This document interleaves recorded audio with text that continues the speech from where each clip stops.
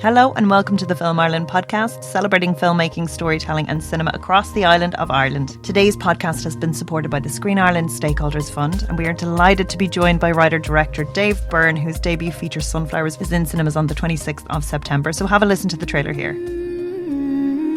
For the last years, your father was not the man you all loved and knew.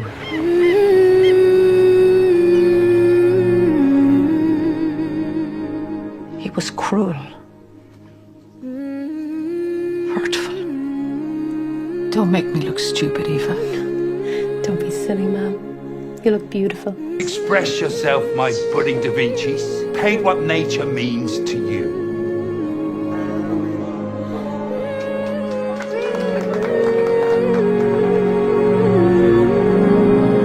Let's get to it!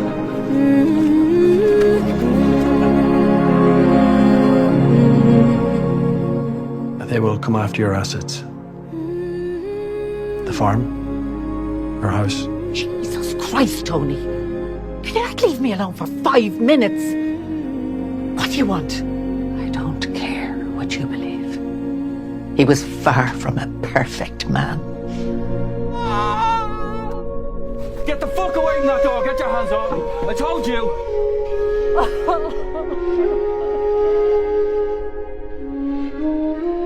And despite everything, I still loved him. Thanks so much for chatting with us. Thanks for having me. Well, so we're going to get into your film in a little while, and it's so lovely to see, beautifully visualised and very heartfelt. So, but before we dig in there, I'd love to just talk about you and your journey. I think what's interesting is that it's such a kind of performance-driven film, and you started off as an actor. I was wondering if you could tell me a little bit about that. Yeah, well, I started off as an actor in my late teens, early 20s.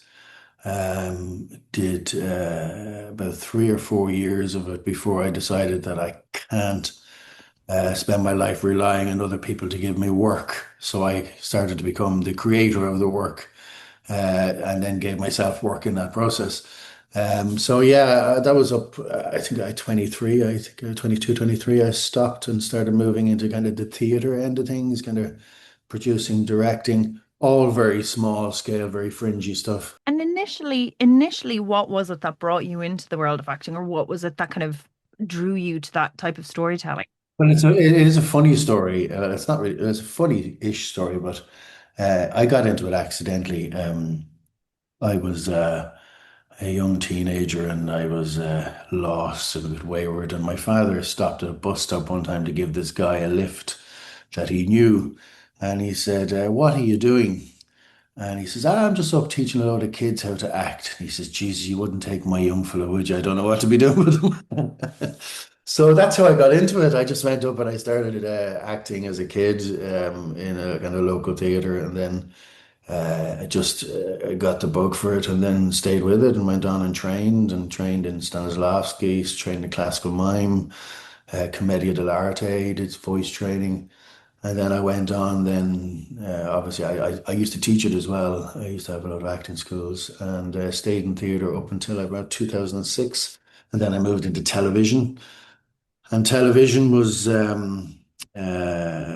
completely different space, but it was a kind of a means to an end, and worked in that for a few years. And then back in 2013, I just said, look, I'm taking a break for a while. Yeah. And got out of it all. And back during the pandemic, I kind of went, you know what, I have a desire and a hunger to kind of get back into it. And that's when the last film, Somebody, was written, and we produced it and got it out there. But even to go back a little bit further and to go from the jump from acting, so to decide to be the person to tell the stories and sort of helm the stories, what was that shift like? Did you find it was a very natural progression, or were there things that you had to sort of work on to get to that point? Well, I think every success comes with a lot of failures, you know. So you fail a lot of times. I don't think that gap was as leap was as big of a jump as it was from moving from theatre into film. I think the writing medium, from writing for stage and writing for screen, took me a long time to get right. So the moving from actor into kind of the more producer director role or writing for stage was a lot easier than migrating from stage to screen. It was a much easier process. And did you find at this time you were kind of cultivating your voice in terms of the types of stories that you wanted to tell? Yeah, well, I think always right back from the very beginning, what I always liked to do was, take snapshots of moments in people's lives and be very real and truthful to the story and to the characters. And it's almost like holding a mirror up and saying, "Look, this is who we are as a people, and this is how." Well, mainly because it's our culture and the Irish culture, where we're a race that internalizes rather than vocalizes. There's a lot of we're very subtext driven as a people, and so I always like to try and keep as close and as truthful to that as possible. So I think it was always like that in anything that I ever did, but more so now that as you get older. You experience more of life, that you can become more truthful in your work. You don't necessarily hide behind or skirt around issues. You become more authentic in what you're doing. So I think that comes with age. And in terms of, yeah, like you kind of gravitating towards those stories, what is it about all those different things that would kind of grip you? Like you were saying, the snapshots, like what is it about those snapshots or about the characters, or like if there was one thread that you would have through all your work, what would it be? Well, it's resilience, it's strength of character. I think no matter what I have ever created and what I will ever create, will always show the struggle and the survival of the struggle, or coming out the other side of the struggle, even if it's not in your typical Hollywood happy ending sort of scenario. And I think, strength of character and resilience is imperative, I think, in anything I create. Yeah. Brilliant. And tell me, because you were saying there was a lot of failures, are there any that you kind of feel comfortable talking about now retrospectively? Because I think that's we're all kind of Um, the creatives, and sometimes it's good for us to yeah, to hear. yeah. I mean, I've been making films for years, but there's only two that you know about, but I've made about six that have never saw the light of day, other than we made them, and they're part of honing your craft. Yeah, so initially your directing style, the way you capture things visually, and into then your post-production skill set. Because there's one thing capturing when you go on set, everything's very clinical. You've got your shot list, everything's just one, two, three, and you're always racing against time. The real creative stuff happens, I always say, either side of production, which is in the writing of it or in the post-production of it. And it's I suppose, honing your skill set in post-production that really matters. And so, I mean, as I said, I've created a lot of stuff that I wouldn't want now to be seen in the public setting. But it was each one had a very important learning in it, and even Sunflowers has had an important learning. You learn something new in every project. You learn something new about yourself, something new about your craft in every project that you do. And what was it like in the face of, say, that disappointment where you're like you didn't get the distribution or it didn't go where you wanted it to go? What was it that kind of kept you going in the face of that as well? It's a very good question. For me, it was the need to create. It's something that comes from deep within. Like I've always had, the business, one business on the side, and then my creative business kind of running parallel, one non-creative, one creative. And I always said the non-creative fed the family, and the creative fed the soul. It's the need to create. I have to create. So even during a period of 10 years where I took a break, I still wrote, I still did things, because it's a need that I have that I can't ignore. And tell me about the day job. So it was List of Popple Studios of Fingal No, that Film. was a long That, time ago. that Yeah, that was when I worked into television. That was a long time ago. No, my day job, that's non-creative. Yeah, my company does a lot of interior outfitting on super yachts and things like that. It's completely different. There's a bit of creativity in it, but it's a completely different space. I generally don't cross-contaminate either one. One doesn't know what the other one does, if you know what I mean. Yeah. that's very interesting. But do you find like that might fit into your understanding of production design then, if it's something so tangible that you're building? Yeah, I think one of the benefits to the other business is the marketing department.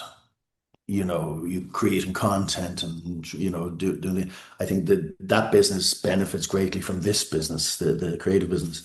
Um, but yeah, I mean, everything, when you're working in that space, you're working with creativity from designers, which is always a very nice space to be in. Yeah.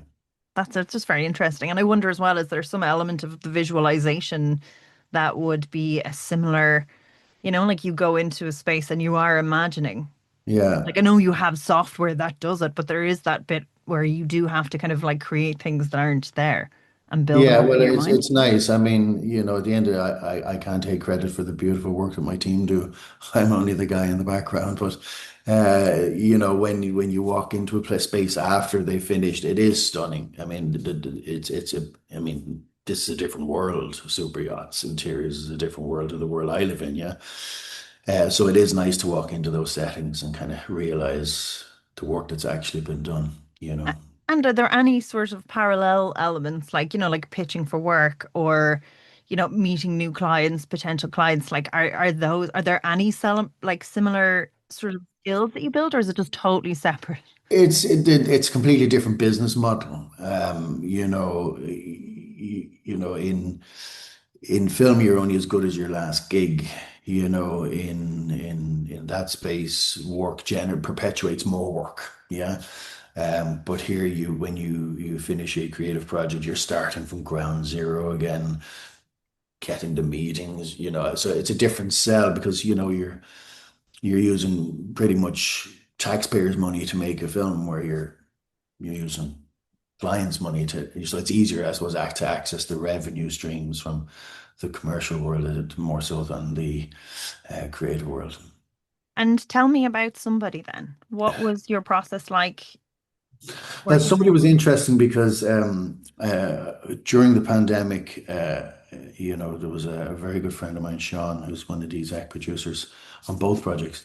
And he worked in a local theatre company. And I just said, listen, why don't I do some sort of writers thing just to kind of get people moving again? And we had this group of about 15 people interested in writing. And I kind of said, right, well, what's current? What's going on in the world? And there was a lot of issues at the time. That young school teacher had been tragically murdered in Offaly, Ashling.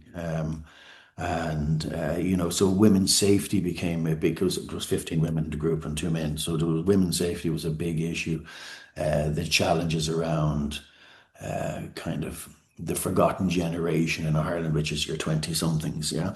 And we just kind of developed concepts, and then I went away and I kind of created a treatment around it, and went back and said, right, okay, here's a scenario. Go off and write something of this scene. And then I'd get 15 or 16 kind of pieces back. And I go, that's really interesting. I like that. And I start pulling bits from their ideas and then brought it into a full script.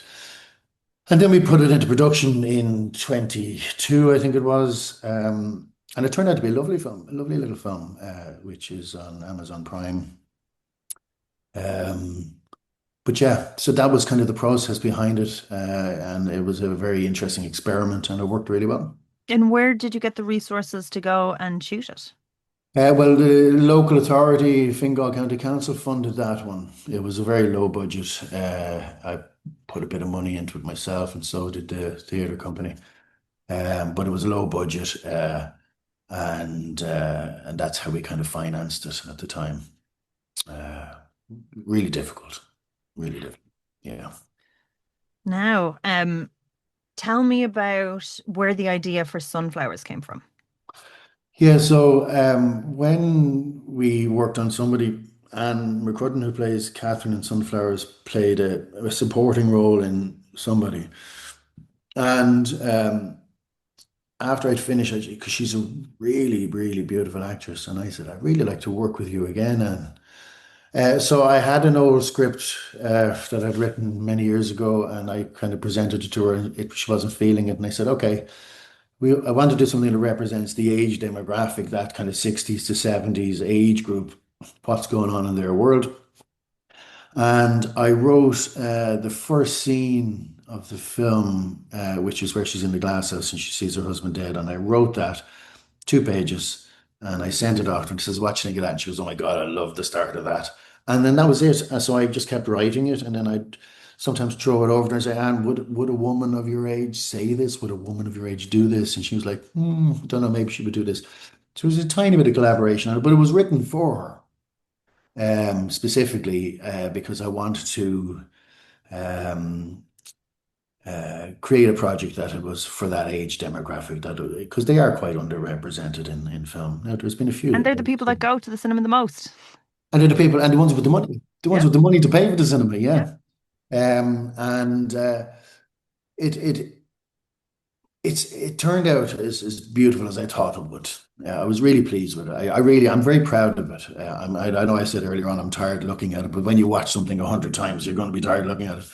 But I was in doing a test screen yesterday in the Savoy for the show tonight, and I can get lost in it still, and I know every frame of it. And sometimes I can still get lost in certain parts of the film, which is really, really nice. And the performances are so strong. But even going back to the development process still, so you are writing it's good now you've your external deadlines to send Yeah. for your script consultant. Then when were you happy with your first draft? I was happy with the first draft very early. Like, I mean, when we did the first draft, I'd say there was probably about another 3 drafts done after that, which was I changed the ending. Originally, I had the stereotypical happy ending, but life isn't like that, and it just didn't sit with me, so I changed the ending. And then there was 1 or 2 sections in the middle that I just felt were unnecessary. But when you write a script, you edit it and then you lock it. But when you shoot it, you re-edit it again. There's I think 20 minutes of the original script not in the actual final edit. But in terms of, I write it, it goes to the producer, Liz Kenny. Liz Kenny does all the finance raising and all that. I don't do any of that. Like and then when she has the budget together, then that's when I kick back in. Well, was there a development process? So when did Screen Ireland come on The board? Screen Ireland, they came in at production funding stage. Yeah, we didn't go into develop. We tend to develop ourselves and then, try and get you know, uh, all our finance in place, try and get letters of intent from cast, and then we go to Screen Ireland with a kind of an already packaged project. Yeah. But again, that process, I can't take any credit for. That is our producer, Liz. She can manage to get money out of anybody. So yeah. That's brilliant. So then, in terms of you got the green light, was there any waiting? Was there any like you had submitted it and then there was a kind of like a hairy moment where you're like, okay, Yeah, what's well, it happening? was very interesting because we had submitted it before Galway in 23. And Aisling Walsh, who wrote and directs Song for Aggie Boy, I'm sure you're familiar with her. She's a very good friend of the producers and subsequently has become a good friend of mine as well, very supportive of what I do, yeah. And we happened to be having a drink in the foyer of the hotel in Galway. And Niamh Fagan from Screen Ireland was going up in a lift. And Ashton called her back down and says, you need to talk to this guy. And we had said, yeah, we've a film in with you guys. And she says, oh, because Sunflowers has the PH in it. She says, oh, I know that. I remember seeing that. And then we had a follow-up meeting a few weeks later, and it was like, you know, there was a managing expectations conversation more than anything else.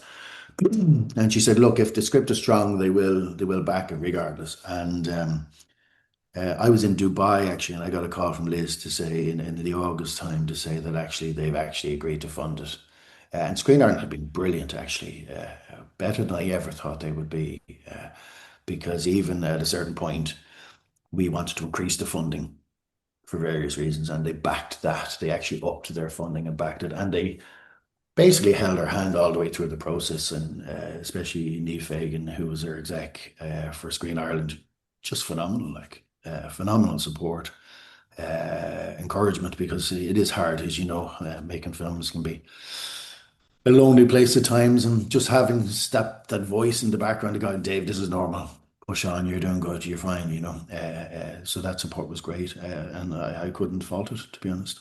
And when that call came through, was that like, yay? Was that like that beat? Yeah, Yeah. it's a validation of actually maybe I am creating some good stuff, because when you write stuff, or when you're, you know, I don't know, I think you write as well, do you? Yeah. So when you write stuff, I tend to write at home at night after the kids go to bed, at the kitchen table. That's when I do my writing. And it's a very, you know, well, it's one person, one laptop. Yeah. So when you throw that out into the arena to kind of, and people go, actually, that's a really good script. We like that. We'll back that. That's a really good feeling, actually. Yeah. Yeah. And especially, I think if you're working on it for years and then like even taking that break and Mhm. there is that time where, the wins can be so few and far between. That's such a big moment. Yeah.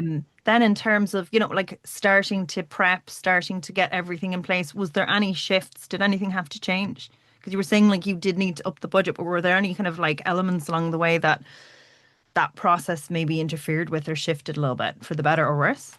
Yeah, I mean, you have to bring other people into the equation, and you have to find the common ground that you can work well with them on, that you've never worked with them before. Um, that worked fine. But yeah, I mean, I think we ended up with some gap finance, and we had to kind of navigate around that. That was a very challenging time, that, because you're so close to getting it all ready to go. And we were 4 days into production before we had actually signed the contracts for finance. So it was pretty stressful. We knew we were getting it. The delay was in the cert from the 481, and we just couldn't get it all tied up in time, but we had to go when we had to go. So it was like, okay, we're just going to go. And 4 days in, we eventually signed the finance for the film, which was quite an intense experience. Then even in pre-production and organizing, there's a lot of technical kind of tangible elements in terms of getting a location, finding a space, locking in your production design, like a Yeah. field of sunflowers. Like it's Yeah. very specific. Well, the Sunflowers one is an interesting one, because we shot that as a pickup day about 2 months after the rest. And we had met with the flower grower, and he was like, "Yeah, no, what day are you thinking? Yeah, okay, no, they'll be up. We'll make sure they're no problem." And then we had 3 weeks of rain, and when we got there, there was no open sunflowers. So we had to go and get 400 or 500 sunflowers and cable tie them to the actual sunflower stalks that were in the field. And everybody chipped in. It didn't matter who you were or what role you had. Everybody was in with their cable ties, and it was a funny experience. We photographs of it. It's very funny. So yeah, things like that happen all the time. But no, I think we're for Liz, who is our producer. She works as a location manager on quite a lot of big budget films. So she kind of wore two hats in that situation, and kind of, so that was we were very fortunate. I suppose her database of locations made it quite easy for us. Um, Pulling the team together. Again, she looked after all of that. We had a great production designer, Chelsea Wilson. She was stunning. Wardrobe and costume were great. Everybody brought more than they should have to the production. Everybody, the whole team. It doesn't matter whether you were the guy assisting in parking the cars on set, or whether you were the production designer or the camera department. Everybody brought 110% of themselves to the project, because we shot it in 15 days. It was very, very intense. and weather elements were against us, and flight paths were against us, and yeah, Was it, yeah, because you do like, you have some older cast members, you have like a lot was outdoors. yeah. And then you'd have scenes with quite a few people in it as well. So that sounds inherently difficult. Yeah, no, it was very, very, very tough. But no one missed a beat. I think every day by lunchtime we were an hour and a half to 2 hours behind schedule. Every evening, by the time we wrapped, we were right on time. The rushes went off. We got through it. But it was intense. Glenn Delaney was the first AD. I think he aged something terrible over those 15 days. But we got there, and yeah, it was tight. It was well planned in advance, though. We didn't miss a beat. I think one of the things that's the loveliest thing about the film is the intimacy, the performances, the and to picture something like kind of now knowing the constraints that are on the production as a director, how do you work with your cast? What is your technique there? Well, I think first and foremost, see, I love silence. I love subtext. So everything I like to capture is what not, even though I wrote it, I still like to capture what's not being said. But it's very difficult because time, you don't have huge rehearsal time. So I think, one of the things I did very early on was I focused on the dinner table scene where she eventually tells them, listen, we're going to have to sell the farm. Da, da, da, da, da.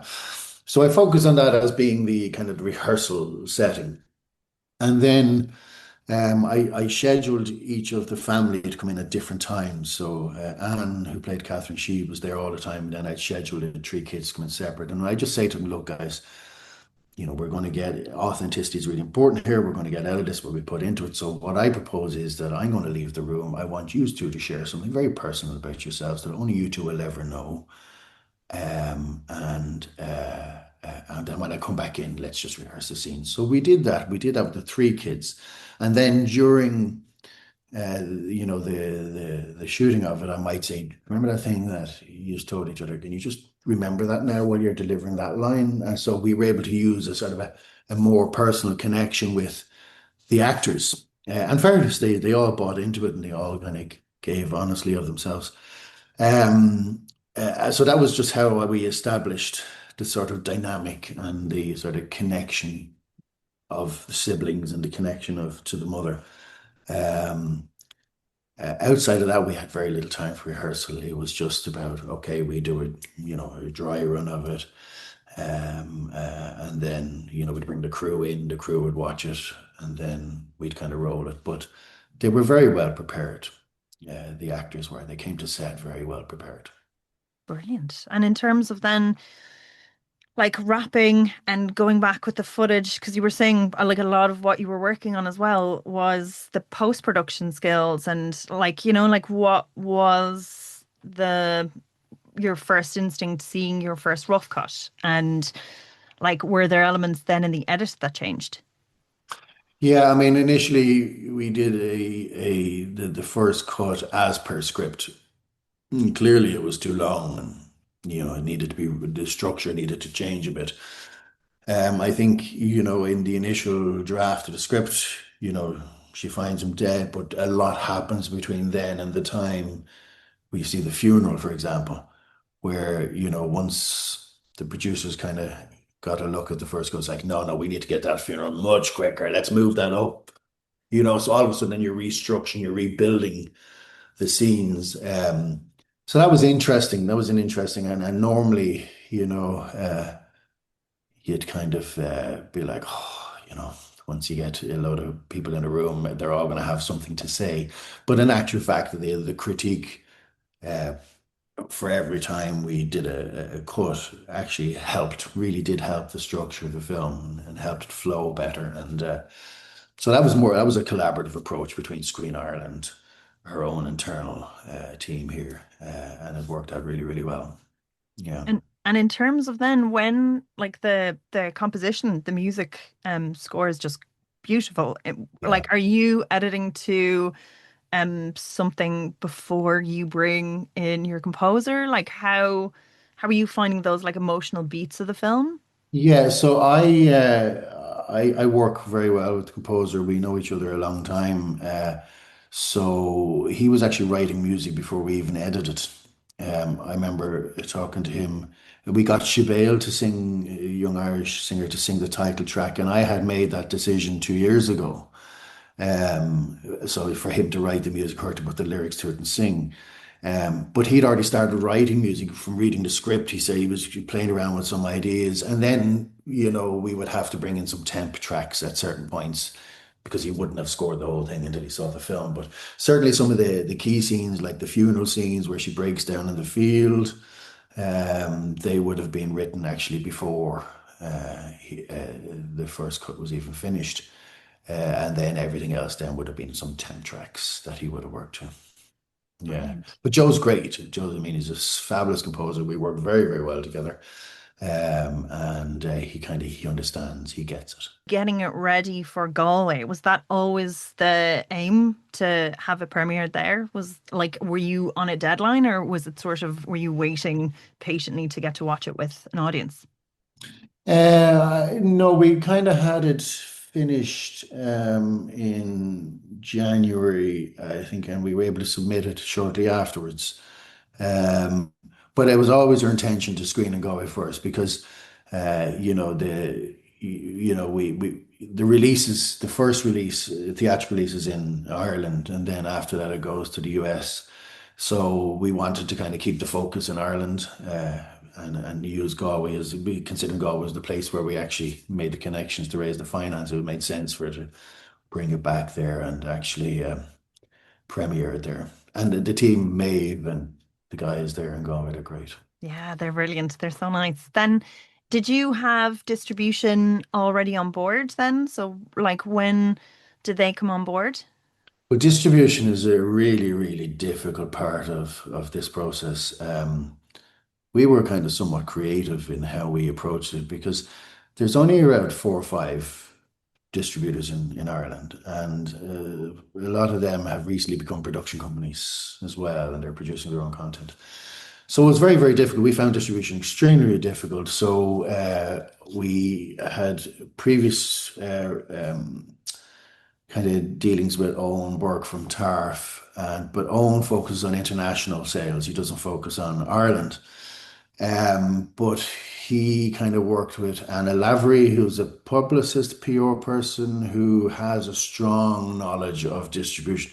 So we kind of collaborated and square pegged a round hole to make it work. And it has. Anna's brilliant, owns great. Screen Ireland backed some funding for distribution. But we molded a distribution model together to make it work because the traditional one didn't work for us. And in terms of your festival journey as well now, so you're going to Luxembourg, that's very exciting. Luxembourg, San Diego in October, and that's it now as far as festivals are concerned that we're aware of. But our focus wasn't so much on festivals; it was more on getting the theatrical release and getting the distribution in the US. That was our focus more so than the festivals. Even though the festivals are great, the focus was on actually getting a route to market.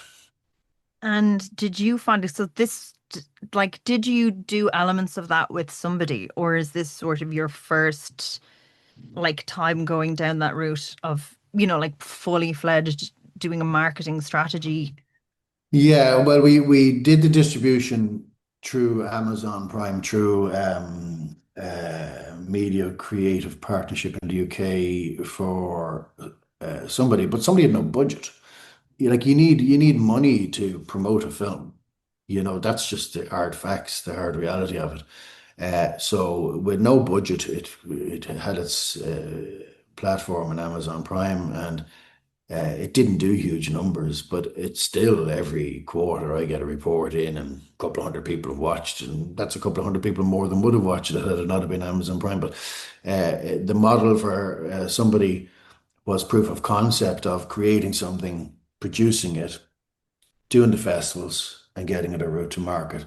So it was more proof of concept for what was to come, which was somebody. and now somebody is more proof of concept of what's to come for the next project. That's kind of the way I look at it, where it's a building blocks, Harry.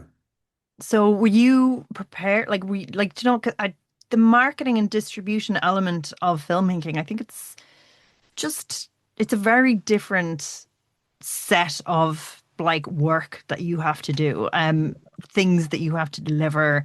Like even sitting here having the chat about this now, and you're going to be set for a lot more interviews further down the line.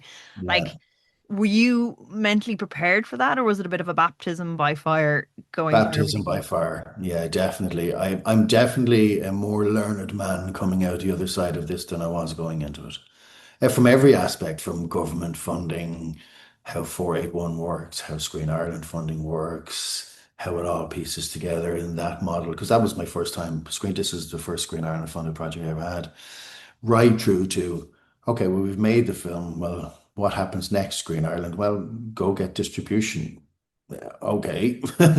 How do we go about getting distribution? Send it off here, send it off there. Nobody responds. Okay, you still have to think outside the box all the time. So yeah, I think it's something that if they're ever teaching it in colleges, they should be teaching distribution as part of a module because it's a minefield, and it certainly it's character building. That's what it Because it's is. not necessarily what we sign on for when you want to be a director or a writer is, all this stuff further down the Yeah. line, and like, prepping deliverables for doing this, like putting together all these different formats of stuff Yeah. for different like stages, the life cycle of the Yeah. film, that it's Yeah. nearly never done I mean, until. at one point, only a couple of weeks ago, I was like, how many more things have I to create for this thing? Like, the assets they call it in the distribution business. And I'm like, how many more formats? How many? Like, I found myself busier preparing the collateral for the distribution than I did for making the film in the first place. No, it's definitely it's an eye opener. And then of course you do your press premiere, which is what we're doing this evening, and we'll do all the photographs, everything else.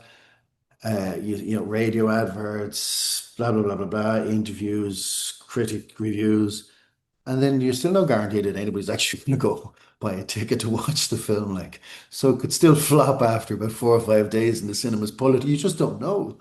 Um, and you just hope that whatever way you've pitched it to the world, that they might go, oh, that looks interesting. Let's go see that. Yeah. Now it falls in around a time where there's a lot of films hitting the cinema in this period, and you just hope that when they're in there, they'll see a poster of something. Go, hey, we might go see that next week. Who knows? But I think whoever sees it will come away feeling something, and I think that's what matters. Yeah. So you took a long career break before. Are you ever tempted to take one now after all this? Or are you straight on to your next? I'm straight on to the next one. Yeah, straight on to the next one.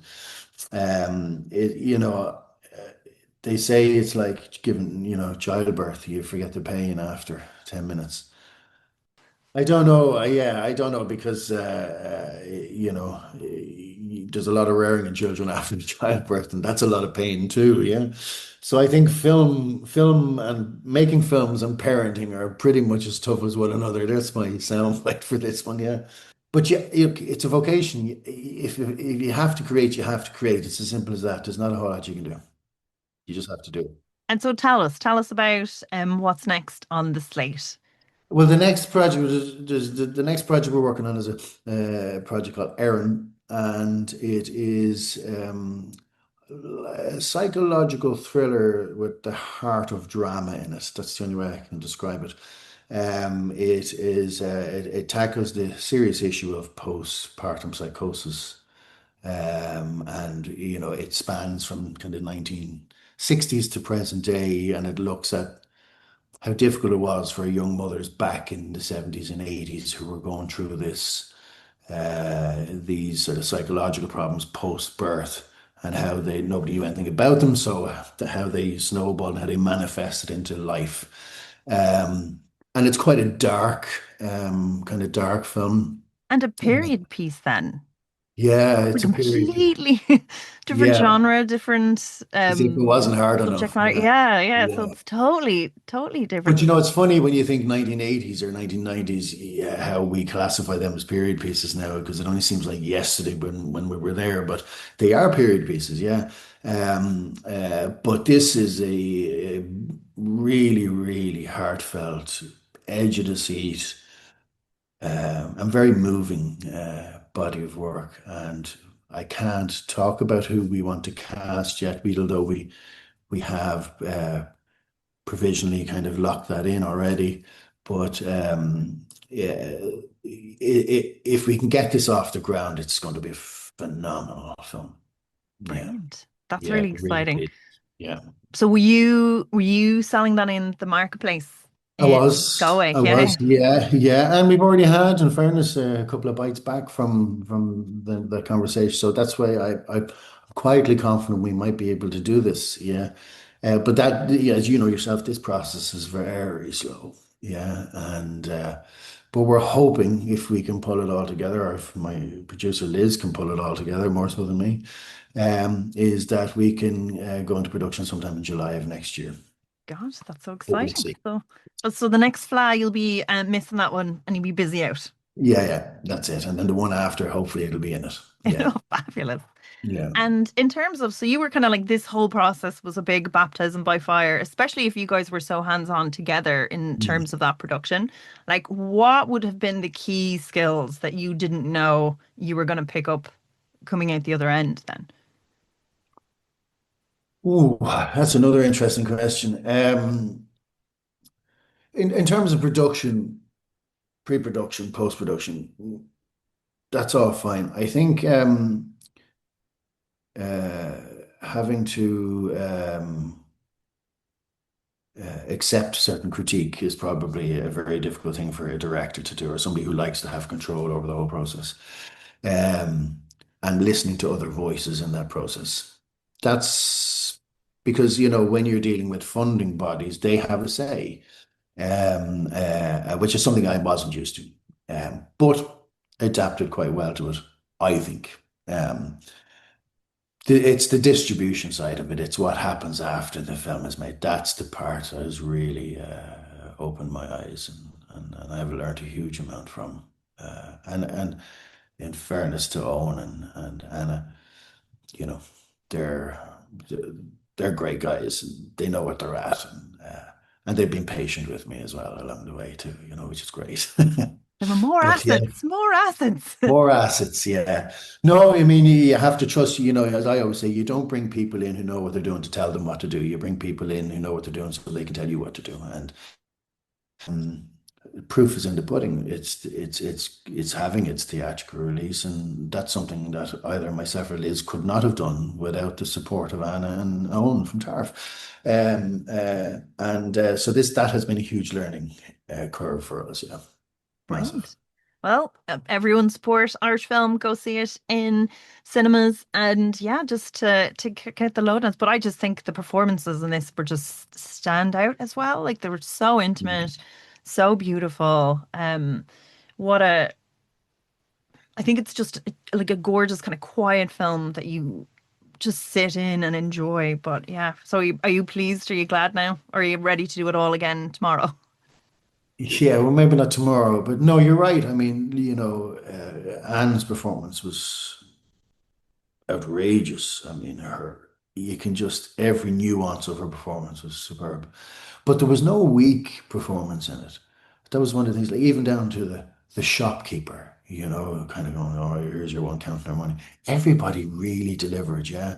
And I don't see any weakness in the performances across the board, but certainly Patrick, Anne, Abigail, Paul, Tig, you know, the family unit, and obviously Patrick Bergin, just very authentic, very natural, very truthful performances, and it is a lovely piece.